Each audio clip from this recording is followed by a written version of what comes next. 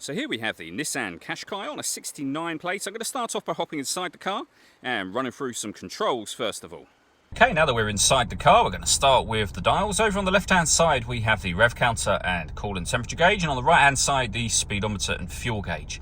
In the middle, you can see the total miles for the car. They are 24,240.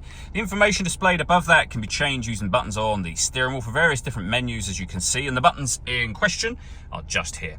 We have stereo controls surrounding that. On the right hand side, cruise control and speed limiter along with our phone controls. The phone controls can only be used after you pair the phone up to the car, which is done over on the touchscreen in the centre here. Hit the phone button and then connections, and follow the instructions on screen from there. We can go back to the main menu at any time we wish to from there, or access any of these other menus, including satellite navigation. We've done a full video that shows how the sat-nav works, which you can find on our website and on our YouTube channel as well. Back to the home screen, you can access your audio menu.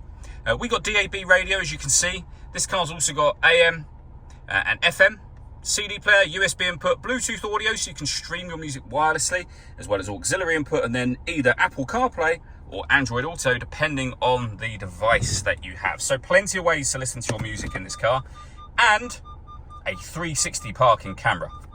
So we have our reverse camera just there, and our bird's eye view image of the car over on the left-hand side. But it goes a couple of steps beyond that. If we press the camera button, we get a front-facing camera and the bird's eye view, or a front-facing camera and the front passenger side wheel. As you can see, you have lines to help you guide into spaces. And if you want it even easier than that, this car is able to park itself, either parallel park or perpendicular park.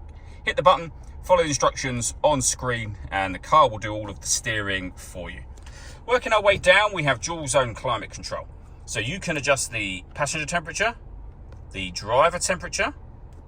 You can increase and decrease the fan speed. You can determine what direction you'd like the air to be distributed in. And when you're happy with those settings, your air conditioning is on at the minute. It's on when that light shows. So off, back on again, or hit auto. The car will now take full control of the fan speed, which you can see and hear it doing, and the direction of the air to maintain the temperatures you've asked for. Any manual adjustment to either the direction or the air speed will override auto straight away again for you.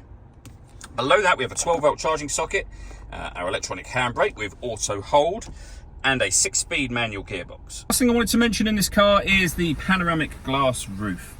So we have a sun blind that you can open up all the way to the back of the rear seats, and as you can see, that lets in a huge amount of extra light to the car. All that leaves me to say is thank you for taking the time to watch this video. If you'd like to come and see this ULEZ compliant car for yourself and have a test drive, please feel free to call either of our MJA sites. We'd love to hear from you soon.